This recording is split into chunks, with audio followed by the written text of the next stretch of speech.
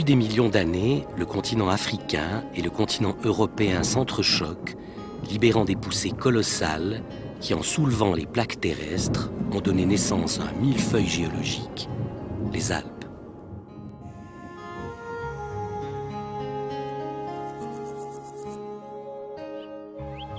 Les Alpes forment une chaîne de montagnes s'élevant à plus de 4000 mètres et l'étend ses cimes d'est en ouest, formant au centre de l'Europe une séparation naturelle entre les influences climatiques de l'océan Atlantique, de la Méditerranée et du continent.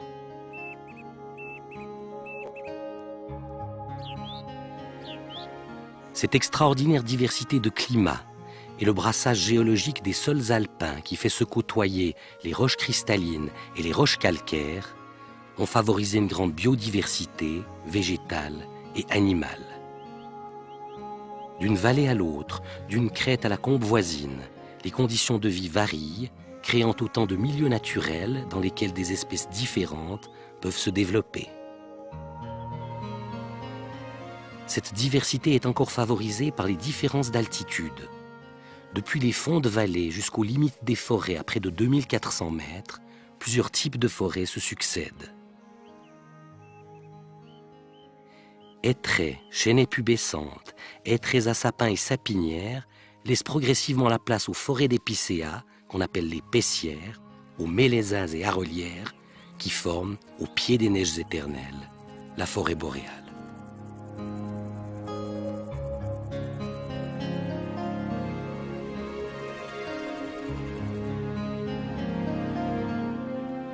Sa contribution à la beauté des paysages et la diversité de la nature ne sont pas les seules richesses de la forêt de montagne.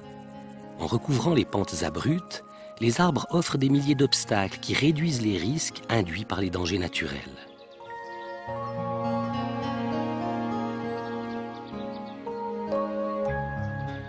Mais qu'elle soit une futaie productrice de bois, un milieu naturel protégé, une forêt protectrice ou un pâturage boisé, la forêt vit, se développe et meurt.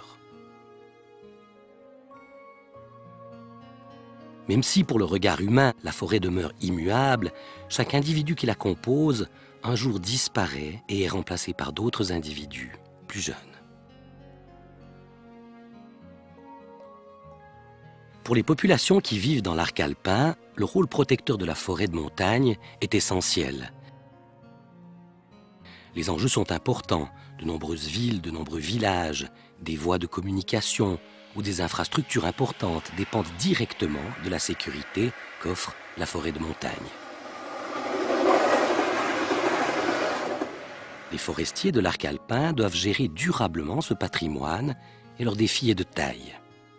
Il faut maintenir et améliorer la structure, le mélange d'essences, la stabilité et la vitalité des forêts de protection. Intelligemment, il faut peser les intérêts de la nature en protégeant ses richesses et en stimulant la biodiversité.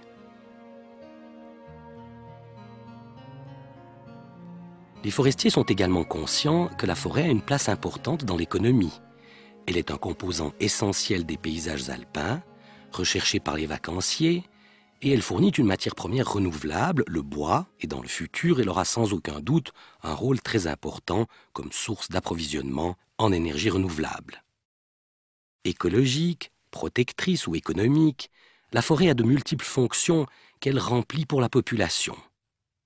Grâce à leur formation complète et diversifiée, les forestiers garantissent à long terme le maintien d'une forêt conforme aux exigences de la société.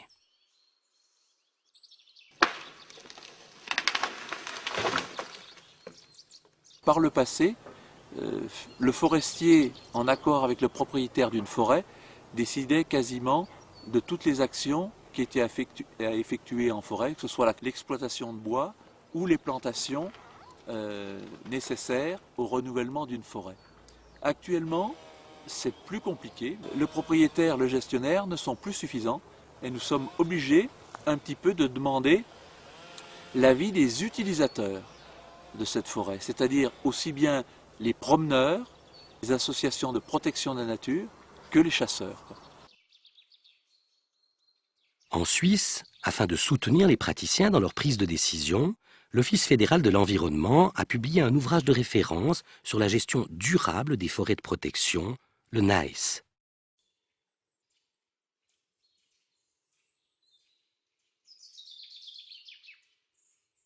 Cette méthode d'analyse, proposée par les experts suisses, a été utilisée dans le cadre d'un projet Interreg 3, auquel participent la Savoie, l'Isère, la région autonome de la vallée d'Ost, le Piémont, et en Suisse les cantons du Valais, de Vaud et de Fribourg. Ce programme Interreg sur la gestion des forêts de montagne à fonction de protection propose aux participants, praticiens et scientifiques, une plateforme d'échange d'expériences et de formation continue tirée de situations réelles que doivent gérer les forestiers des 3 pays. Oui, si on l'espère, c'est toujours sans intervention. Ça va être trop fermé, les collectifs ils vont crever. Hein. Ouais. On va vers le pire. Dans la commune de Sixte-Fer-à-Cheval, en Haute-Savoie, des risques importants de chute de pierres ont conduit les citoyens à interdire toute exploitation dans une forêt protectrice. Dans le cadre du projet Interreg, les forestiers français de l'Office national des forêts, appuyés par leurs collègues suisses et italiens, s'intéressent à ce massif. Sur la base de leur documentation, les forestiers analysent une placette de près d'1 hectare, représentative de la forêt.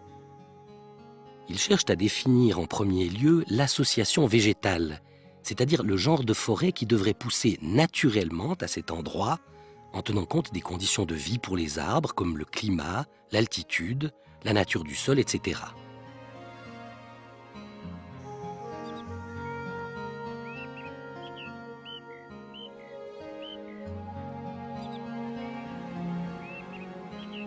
L'association végétale permet aux forestiers de se représenter la structure idéale que la forêt peut atteindre.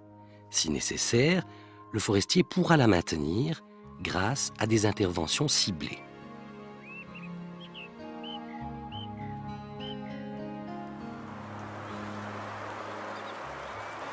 Die Frage ist nun, wie diese Wälder behandelt werden sollen. Dieses Schema ist eine Hilfe für die Entscheidungsfindung. Die Zielsetzung wird auf die lokalen Verhältnisse angepasst und dann mit dem aktuellen Zustand dieses Waldes verglichen. Und man versucht auch mit Hilfe dieser Pfeile die natürliche Entwicklung des Waldes zu berücksichtigen. Auf ausgewählten Flächen wird die weitere Entwicklung dieses Waldes beobachtet und dokumentiert.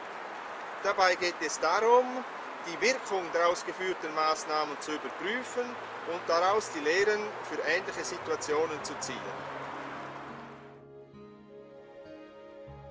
En définissant la nature du rôle de protection que remplit la forêt, c'est-à-dire si elle protège contre les avalanches, les chutes de pierres ou les laves torrentielles, les forestiers peuvent affiner leurs analyses en établissant par exemple la grandeur des ouvertures qui peuvent être réalisées lors des coupes de bois ou les diamètres optimaux que doivent avoir les arbres ainsi que leur répartition spatiale. Les informations retenues permettent d'établir le profil de la forêt que l'on souhaite pour qu'elle remplisse au mieux la fonction de protection qui lui est assignée. Il reste aux forestiers à comparer l'état actuel de la forêt avec les résultats de leur analyse et à définir s'il est nécessaire d'effectuer des travaux. Le cas échéant, ils établiront la façon la moins coûteuse de réaliser ce travail. La forêt de Sixte-Fer-à-Cheval est composée principalement de hêtres, mais la fiche indicatrice qui correspond à ce genre de peuplement montre que nous devrions trouver une forêt mélangée avec de l'érable sycomore et du sapin. L'analyse de l'état de la forêt démontre qu'elle remplit bien son rôle protecteur contre les chutes de pierre, mais en vieillissant, les vieux arbres arrêteront difficilement les éboulements. Des coupes qui permettront de rajeunir une partie de la surface devront donc être envisagées d'ici 1 à 2 décennies.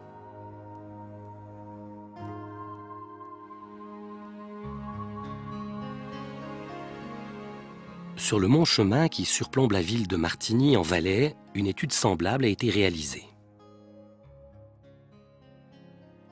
L'histoire des exploitations dans le mont Chemin a révélé que ces forêts avaient été surexploitées au cours des siècles passés dans le cadre de diverses exploitations minières et pour fournir du combustible aux habitants de Martigny. À l'occasion de ces exploitations, la forêt avait été rasée sur de très grandes surfaces. Cela a permis le développement d'une forêt riche en arbres, aimant la lumière. Pour maintenir cette biodiversité et pour garantir la fonction de la forêt contre les chutes de pierre, les forestiers ont procédé à de petites coupes réparties en damiers. Les ouvertures sont visibles la première année, mais la forêt se rajeunit très vite et les feuillus, encore vifs, se régénèrent grâce à des rejets qui se développent de leur souche, alors que les graines tombées au sol laissent apparaître les premières pousses.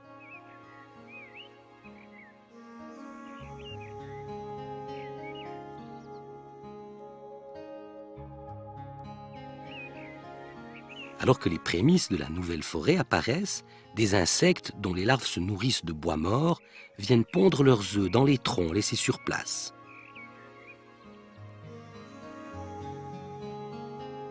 Les galeries que leurs larves creuseront permettront aux champignons de pénétrer rapidement dans le bois afin de le décomposer.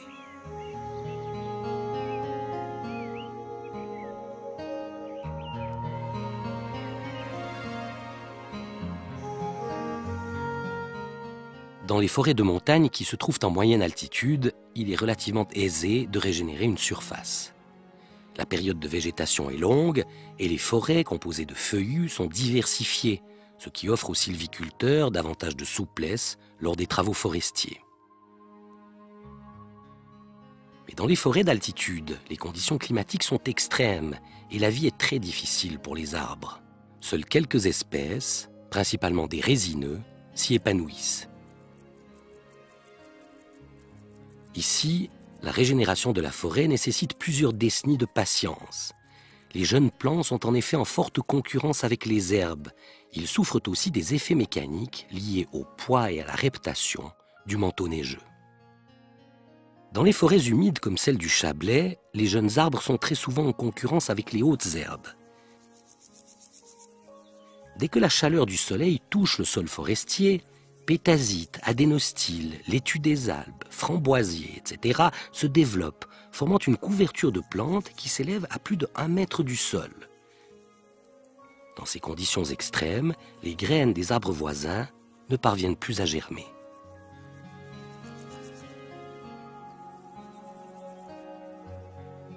Les forestiers ont appris à régénérer les forêts malgré les hautes herbes qu'ils appellent les mégaforbiers.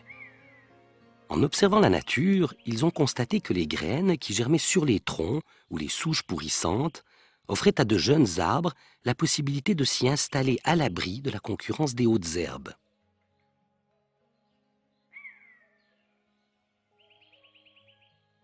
Lors des exploitations, les bois de mauvaise qualité sont donc laissés en forêt. Ces bois, ainsi que les souches des arbres abattus, sont striés à l'aide d'une tronçonneuse afin de maintenir l'humidité dans le bois et d'accélérer sa décomposition. Ainsi, plusieurs années sont gagnées et dès que les bois sont suffisamment décomposés, les premières pousses apparaissent. Elles formeront un premier groupe d'arbres qui ralentiront de leur ombre la vigueur des hautes herbes et laisseront tout autour d'eux pousser d'autres arbres.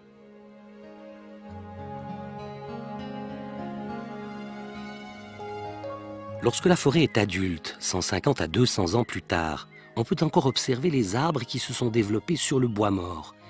Ils sont portés par leurs racines, comme si, dressés sur la pointe de leurs pieds, ils ne cessaient d'apprécier les rayons du soleil, conscients qu'ils sont qu'un jour, leur propre bois, allongé sur le sol, sera le futur lit douillet sur lequel naîtront leurs enfants.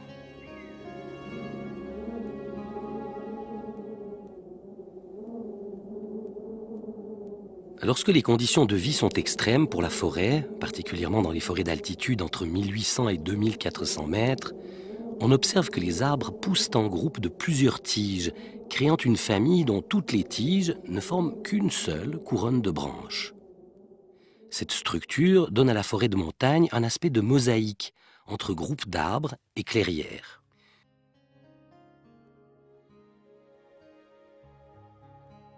En altitude, les arbres ne peuvent donc pousser que sur les quelques endroits protégés où les conditions de vie sont réunies, comme les buttes, les crêtes, les vieilles souches renversées ou les pierres qui, en emmagasinant la chaleur du soleil, réchauffent leurs alentours. En observant ces structures de forêts de montagne, les forestiers ont compris qu'elles permettaient aux arbres de se protéger les uns et les autres de la neige, du soleil et du vent des montagnes. Ils ont aussi observé que cette forme en mosaïque permettait aux forêts protectrices de mieux faire face aux dangers naturels. Ils ont donc développé une technique sylvicole qui est aussi efficace qu'impressionnante. Cette technique consiste à former des groupes d'arbres en ouvrant de grands espaces autour d'eux.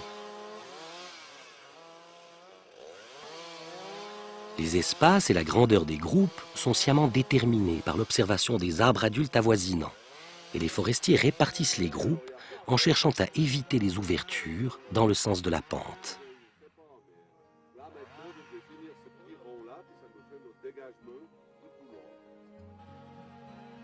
En grandissant, les arbres de bordure garderont leurs branches vertes jusqu'au sol et formeront une protection naturelle pour le groupe.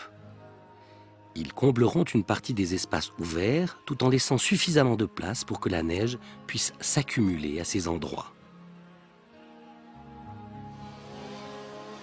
Dans les trous qui resteront, les feuillus, comme les alisiers et les sorbiers des oiseleurs, pourront s'épanouir, améliorant la diversité des espèces et servant de nourriture bienfaitrice pour la faune sauvage.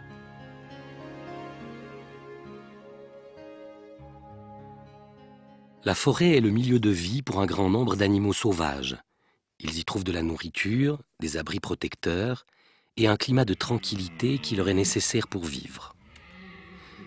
Ils sont une composante importante de la diversité forestière et ils ont leur place dans les forêts de montagne.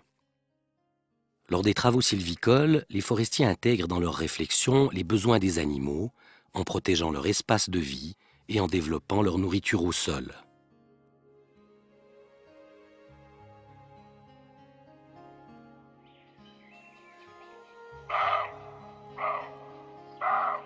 Mais les cerfs, les chamois et les chevreuils peuvent prélever une part importante de leur nourriture sur les jeunes arbres composant les futurs peuplements. En temps normal, ce prélèvement n'est pas un souci pour les forestiers. Mais la forêt de montagne évolue lentement et les dégâts trop importants pourraient, à terme, mettre en péril la fonction de protection des forêts et la biodiversité qui la compose.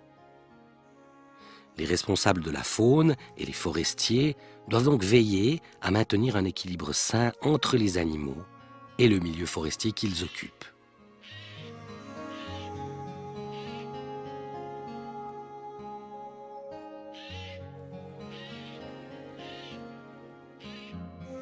À Champorcher, en vallée d'Ost, les forestiers, après avoir analysé la capacité d'une forêt à protéger la route d'accès à la vallée, ont décidé qu'il fallait intervenir pour garantir à long terme la fonction de protection du peuplement.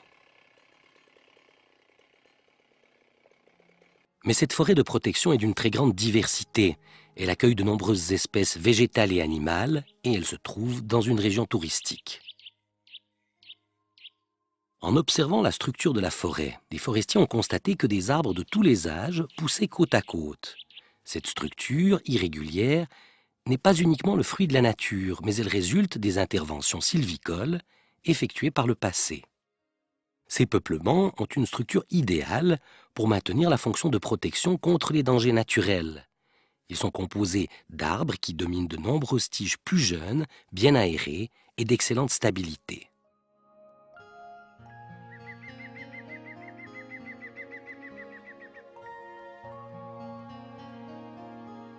Si un ouragan venait à souffler dans la vallée, cette forêt offrirait une très bonne résistance.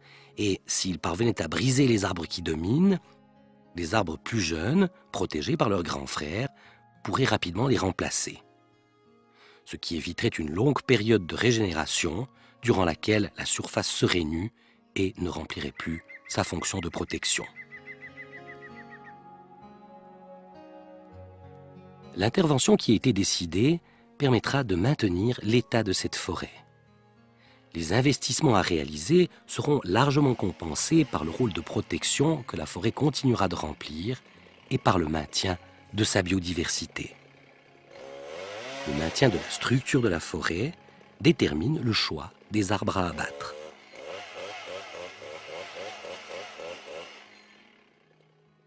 Les arbres sont coupés à 1,30 m du sol afin que les parties de tronc qui restent debout puissent encore retenir la neige et les pierres. Ils sont également écorcés car cette forêt est sensible aux attaques de bostриche et il faut absolument éviter une épidémie qui pourrait détruire des années d'efforts et d'investissement.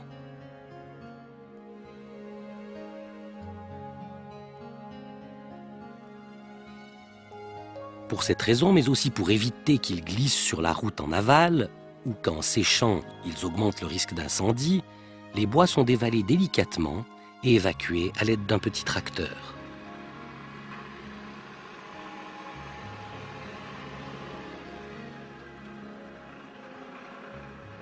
Une intervention telle que celle-ci représente un gros investissement pour une collectivité publique. La région autonome de la vallée d'Ost est consciente de l'importance de la forêt et des rôles multiples qu'elle remplit pour les habitants des vallées, et elle s'est donné les moyens financiers nécessaires pour l'entretenir.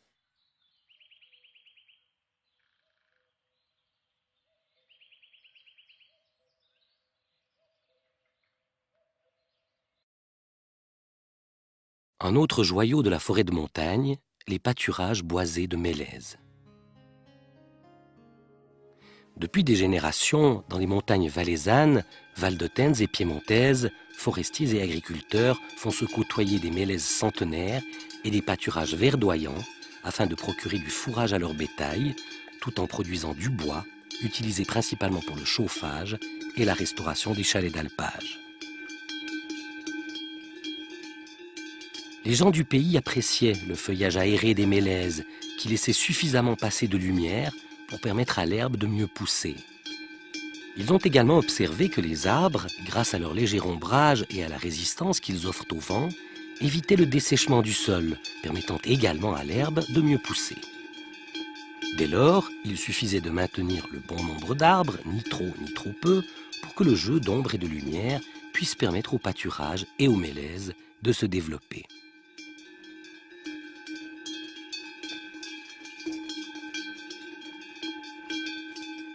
Un pâturage boisé est très influencé par les vaches qui y broutent. Si la pâture est intensive, les jeunes arbres qui poussent dans les herbes sont détruits par les vaches. Si le pâturage est délaissé, très vite la forêt s'installe et les arbres ont vite fait de faire disparaître le pâturage.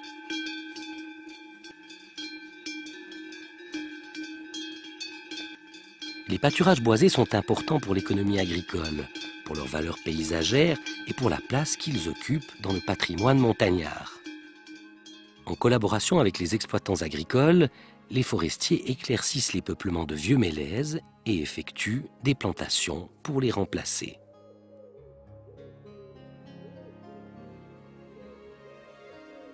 Pour respecter l'origine génétique des mélèzes, les jeunes plants sont prélevés dans les forêts voisines et repiqués sur le pâturage. Des protections de perches et de treillis grillagés sont placées tout autour des jeunes plants afin d'éviter que les vaches ne les endommagent.